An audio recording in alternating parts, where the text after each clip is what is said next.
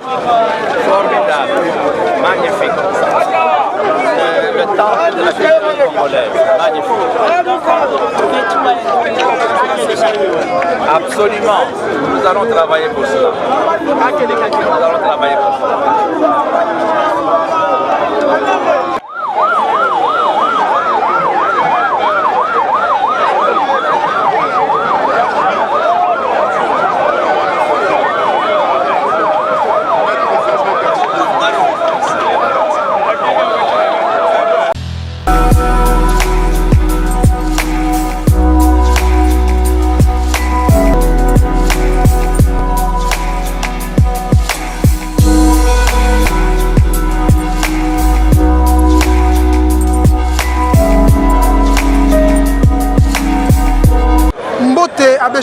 Mbote na bande nyonso bazolanda biso na place ya Yoka Base na peuple nyonso bakombata IDPS nde bayokaki modo de topesaki ya koyamba le président de l'IDPS Jean-Marc Kabunda Kaboul lelo bino moko bata mokili mobimba vous êtes aux États-Unis en Europe bomoni de quoi l'IDPS est capable de faire une chose plus de 12 millions d'habitants babimaki libanda lelo pona koyamba Jean-Marc mais toboyi topesa mot d'ordre tozelina toyoka lobby suite aux alandés nini ne bato bayeba ndeni tokende na politique.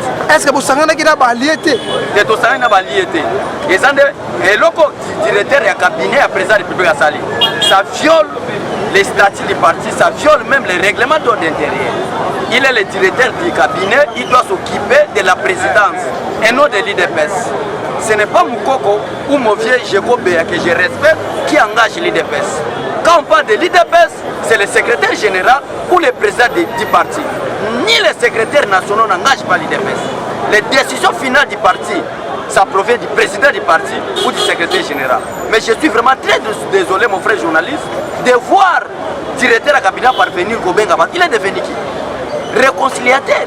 Il n'y a pas perdu na IDPS à la caméra. Non.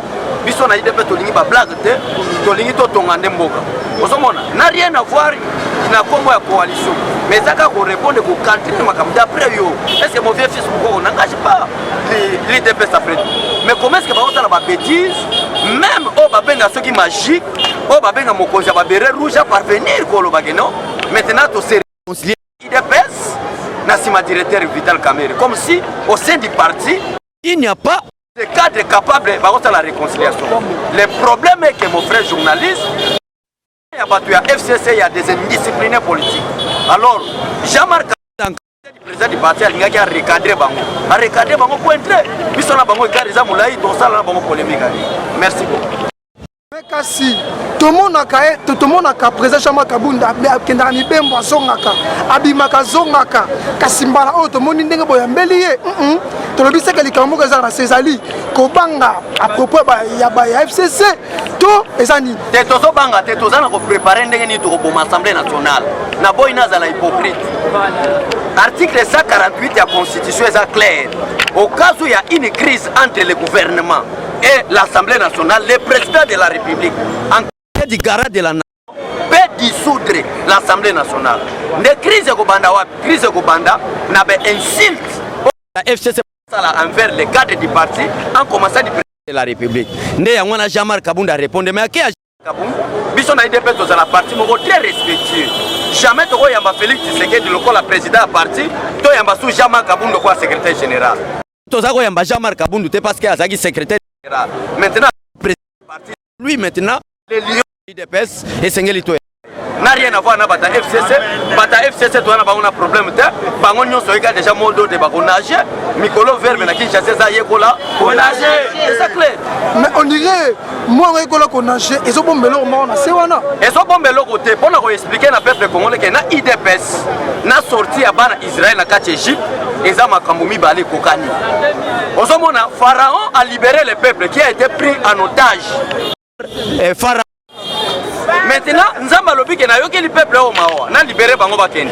Pharaon a eu intention de poursuivre le peuple qui a été déjà libéré. Maintenant, sort Jourdain ou mer rouge Melaki. également avec l'IDPS.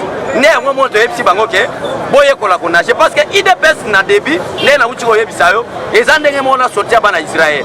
Kabila n'est pas notre frère, même les journalistes qui sont rwandais, parce qu'il y a une généalogie. La diplomatie pour la paix et que ben de cette angate n'est une négociation conformément à l'article 78 de la Constitution. Mais tout le monde qui a une discipline à la les autres musica. Alors qu'est-ce que nous devons faire? Le Colo libérer déjà peuple, si Manzela Kendi. Mais Kabila a une intention, n'est Pharaon a une intention, il y a pour poursuivre les Congolais au lieu de ça, bah déjà libéré. Il y a toujours des gens qui ont nagé parce que ceux qui ont nagé, c'est pour qu'ils s'abrassent, il faut fleuve. Il y a 4 ans au Kangamana fleuve. Mais Abbé Cholé, Moutou et Koti, dans la chaîne, dans internet, Matouba Kolobaete, Abbé Cholé, il y a un président, Jean-Marc Kabound, Bazo Karate Pambate, Jean-Marc Kabound, Azamoulouba, Abbé Cholé Boy, donc nous, nous, Koti Makasme, tout le monde, il y a ok, quoi, Jean-Marc Kabound à l'aéroport. Papa, c'est là qu'il est secrétaire général. Papa, tu as dit que IDP Sangote. Parlement debout et cause à la Liboso, il y a bâtiment administratif et il y a parti. Parce que tous les gens sont infiltrés. Là, tu as dit que IDP Sangote va combattre 10, à celle moi moral, moi, je vais combattre, pas de cadre parti. La mobilisation pour être Jean-Marc Kabound. Tant que secrétaire général a eu décision que le Parlement debout a même on a 10e rien à Kati a présenté le président Parlement debout. Du fait que base balinga kanga mingi balobi oh on me présenter ba tutoyo ki yoka sonte balobi yoka so azali banda ba combattant ba poser sous et bon Abbé Cholé alobi Abbé Cholé akeko sala musala mobilisation bato balinga ka IDPST ba pakoli secrétaire général Ogise Kabuya Ngambo oh lokola Abbé Cholé aza muta bandundu pasta Guilé aza muta Équateur ba bengani bango. Si vous avez des conflits avec monsieur le secrétaire général, bah conflit na bino etalbino. Bochanga na ba polémique wanate. Je suis au sein du parti, je suis l'un des présidents du Parlement debout ici na 10e rue. Et ça n'a rien à voir avec qui tribu. Sur les hommes makamba politique na qui tribu etalio. Tous en bonne communication avec le secrétaire général et le président du parti. D'ailleurs, même le drapeau moni na simisa e batoke na zoki na maboka secrétaire général. Bochika diabolisation tous à l'aise c'est le parti awa bana classe. Bazana ko bengana bango baso kende wa. Baki na PPRD parce que ba bien na PPRD ba beta bagaz ba bomaka bato.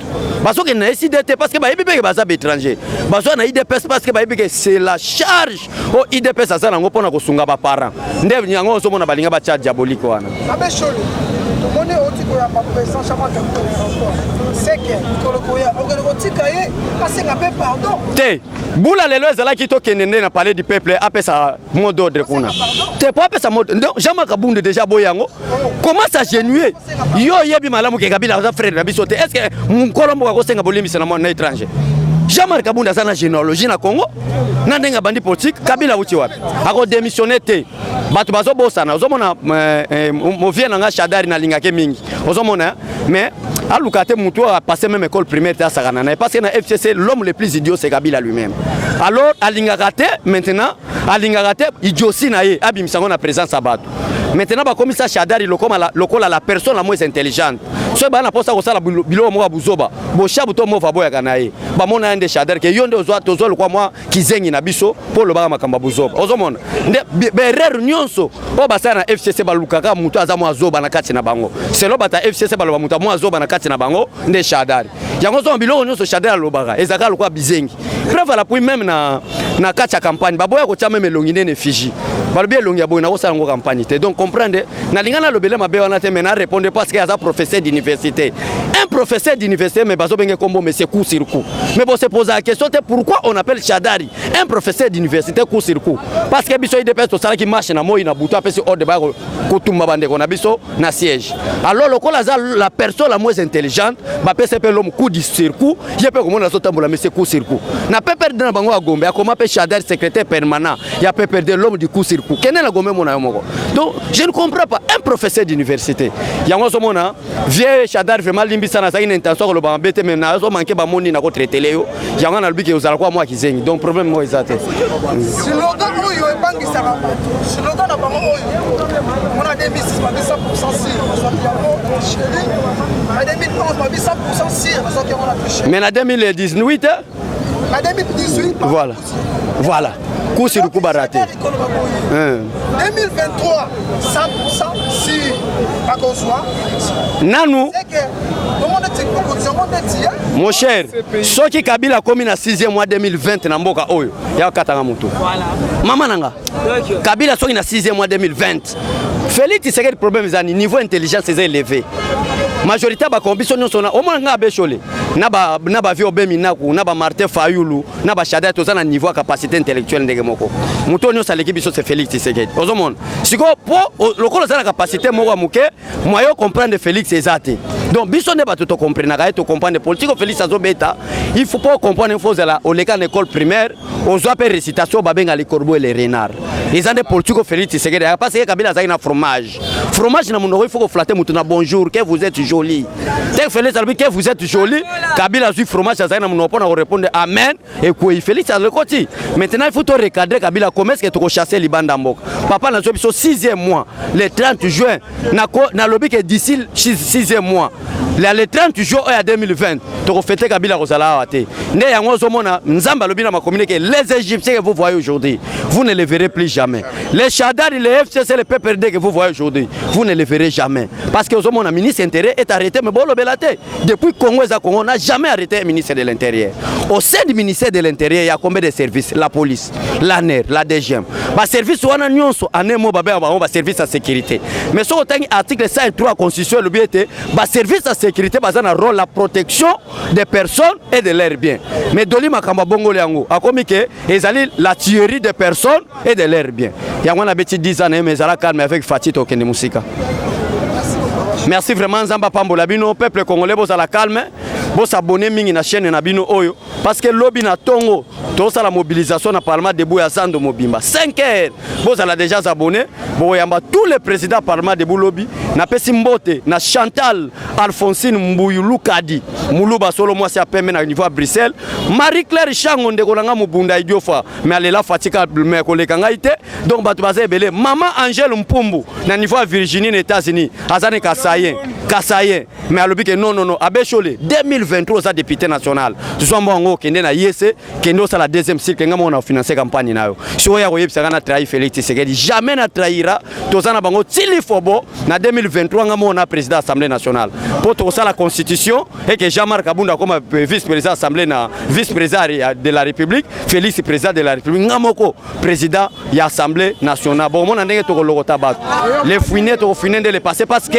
naza déjà na bateau ba financer ndenge naza boy nana osala déjà deuxième cycle na maman Angèle Mpumbu na Virginie maman vraiment merci papa na ngala mulume na États-Unis ngana comprendre mutabando me bateau ba financer nga baluba na baluba Marie-Claire Chango merci bande ko nyonso na pesi bino mbote bo s'abonner lobi boko mona makamwa minene parce que na yebite lobi Jean-Marc Akolobanine ba kolobango kana chaîne bolanda émission solo Nzamba Pambola bino biso to blessara batuté mais toza batu moko bien éduqué par Etienne Tshisekedi wa Mulumba mais tant que moni que y a groupe de gens qui sont mal éduqués balingi ba attaquer président de la République biso tozo nga poto recadrer bango merci beaucoup vraiment papa Joseph Kamuna Musoda Nzamba Pambola bino président Chikito Mushashino mon vieux Jean-Paul Wassingo na France amen Ndeko ouais mbote ozanani tomoni awa liboso ya musée national on se présenter à Motokota la Bamituna na biso.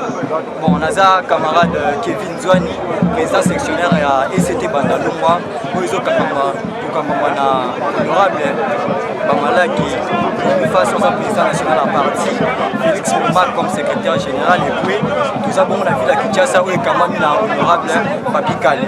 Kasi ECT batondi ebele na ba drapeau ba il boso amuser ko sala ni. Bon, pour un abisso a ils plus d'abord ECT est parti à éveil. La radio est un de conscience et de travail.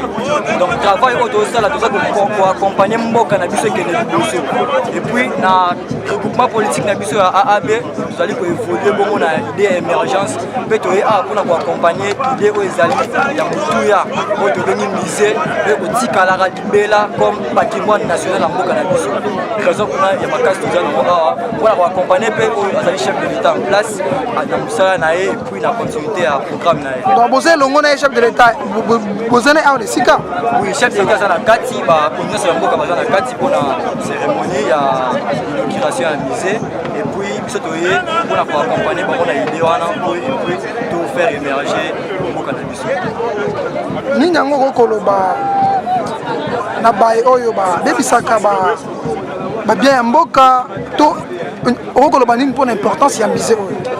Bon, d'après d'abord l'histoire, musée est le roman c'est symbole, c'est patrimoine national ya mboka. Ils avaient retracé kasi nango ba ressources historiques nyonso ya mboka kobanda mokolo tozwaka indépendance kino moya lelo. Donc retrouver la carte musée oyo nyonso ezali ba archive oyo bakonzi baleka batika kino kokoma na mokonzi ya lelo nde tokoyeba mpe eza constituer histoire ya mboka na biso. Bon mwana oyo esika botami lelo to akobota malobi akoyeba histoire ya mboka soki azali komona ba elembo oyo abengi ba archive ya mboka nde akokomprendre mpe akomanela susu bien histoire mpe ba provenance na ye bokoko na ye nyonso ezali tribu ezali baobjet tribal nyonso ezalaka mboka na ye ezali retracé na kati ya histoire oyo ekomomi na kati ya dossier. Matondo nini? Merci. Ndeko. Mbote ndeko. Eza bongo nani? Ngai camarade au fédéral ya DEC Safuna. Oni bino awa liboso ya musée national. Boye kosala nini? En tout cas, raison na biso awa ezali premièrement de soutenir le président de la République et pour soutenir le président Agé Matembo Toto oyo azali ministre ya aménagement du territoire. Yango moni drapeau ya NADEC ezopepa likolo toyei soutenir mokonzi na biso toyei soutenir président de la République mpe toyei soutenir bainstitution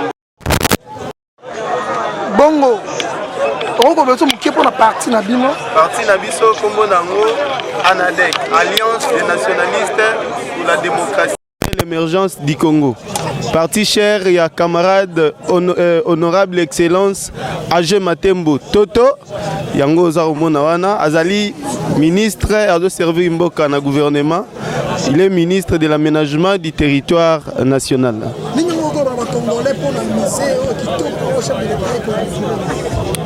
Premièrement, avant de commencer, nous avons sensibilisé et la peine na Congolais d'abord va soutenir la coalition FCC Cash. Parce que eux ont fruit de la coalition, ils ont fruit de la passation de pouvoir au Salemagi Namboka. Alors, et là, il bosse en le peuple congolais. Il y a mis balai au musée national et Sengeli il y a référence pour Namboka Nabiso. Alors, le peuple congolais va soutenir d'abord la cérémonie Oyo, puis va passer les jours à venir pour Nagoya visiter le musée Nabiso. Merci beaucoup. Chef de l'État, alors, ce que au sein du chef de l'État, la musée nationale, tout un bilum sur chef de l'État proposé et bon, et là quand on sait pas chef de l'État, surtout Bissoba Asbel, chef de l'État, gouvernement, à soutenir Bissoba Asbel, Oyotozali n'a pas même objectif na biso spécifique, et ça qu'on vise ndenge moko n'a pas action naie, à soutenir Bisso pour tozwali sous makasi, il y a qu'on continue misala auto sala kana no Bisso moko na ba moyen na Bisso. Et ça va. Merci beaucoup. OK. Lobby tozalaki na yo na aéroport mpona koyamba président ya UDPS Jean-Marc Kabundi na musala osalaki makasi lobby mpe kasi olembi te tomoni lisusu liboso ya musée national awa mama na ngai na équipe no mobimba awa mpenza oye koluka nini ozosala nini awa liboso ya musée. Merci beaucoup. J'espère que comme Tozawan, on a soutenir les salles dans notre message, il y a que mon consensus pour le musée national. Début sur ma maman Tifaf, na papa Tifaf, tolobi non, tokotika la simate. Il faut Tozalawana. Malgré fatigue, malgré kolemba, malgré makambunyon so tolobi non, il faut toya mukolo lelo poto ya ko soutenir musala kitoko. Oyo mokonzi na biso azosala mukolo lelo ya ko inaugurer musée national. J'espère que musée wana eza eloko moko ya esengo etikala osalema na mboka na biso te. Alors, tant tomoni ke lelo pe na Congo tokomi na musée ya bana na biso bakako kolakisa bango eloko na classe basilisi bayepe awa batali bamoni biso nyonso na biso ba mikolo tobandomona musée ka libanda so bimi libanda mboko ozokende otala musée ozokotakota se tozo envie lelo eloko wana esalami epa na biso na mboka na biso alors na esengo munene toza nango nde tolobi te tokotikala te il faut tozala awa mpo toya kosoutenir mokonzi na biso na mosala oyo azosala mokolo ya lelo. mais bamisusu balobi toke kuna kosala nini misango pende nini mabiloko eza ebele ya kosala moni te osala na mise eza nini ese okopesa bato bakolanda yo importance ya mise kati na mboka. J'espère que bandeko oyo balobi ke eloko amoni ya kosala mise bazonéglige yango bayebi importance nango te. Alors biso oyo toyebi pasi oyo tozalaki nango na mboka donc tomoni déjà na mboka na biso mpe biloko ya bongo ekoma otongama nous sommes là mpo toya kosoutenir yango wana mise eza eloko moko ya kitoko ezofaire avancer lisusu mboka c'est-à-dire tobakisi lisusu implice na mboka na biso.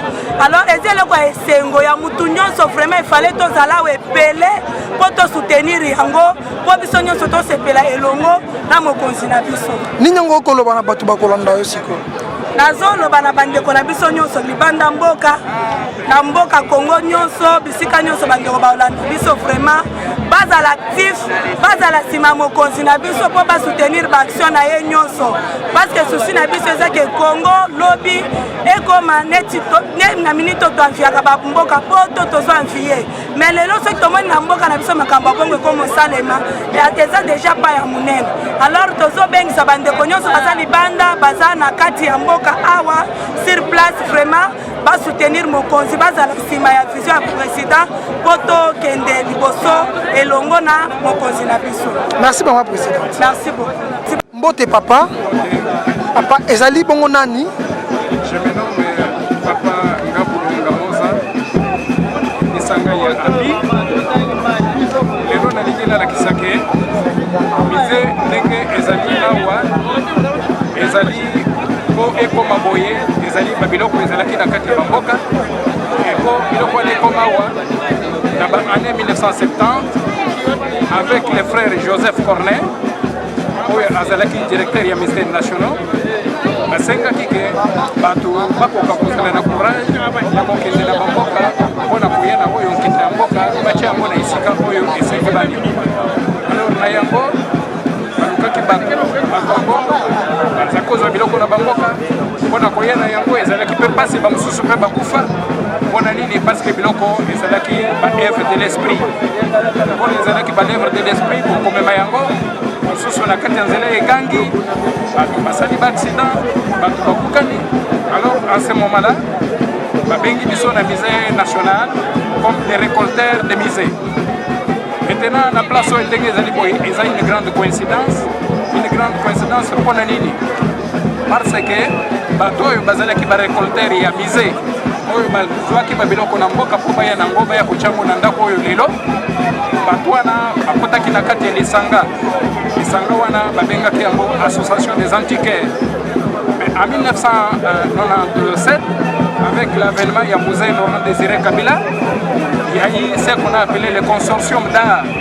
Dans ce consortium d'art ezalaki awa na kati ya palais du peuple ntango batiaki yango na kati ya palais du peuple association nationale ya baantiquaire avec l'actuel ministre Jean-Marie Lukundi tosengaki ke musée ezali mosika kuna na ngaliema soki l'état congolais akoki kozongisa musée na espace oyo tembe na tembe. Mais 20 ans plus tard Dieu merci esalemi avec Koika les Coréens qui ont bien voulu que Congo lelo va doter biso la musée oyo qui est un premier pas mais ils en ont suffisant parce que biloko oyo objet d'art eleki ebele na kati ya république na yango choix na biso lelo abi ezali une grande coïncidence ya komona ke tosalaka déclaration en tant que les antiquaires et lelo tomoni lisusu ke notre ministre qui a été le premier à déclarer que place est comme un musée et comme un musée il est aussi ministre. Voilà pourquoi nous disons merci à l'État congolais, merci aux esprits, merci aussi au respect et aux objets des musées. Merci. Merci beaucoup.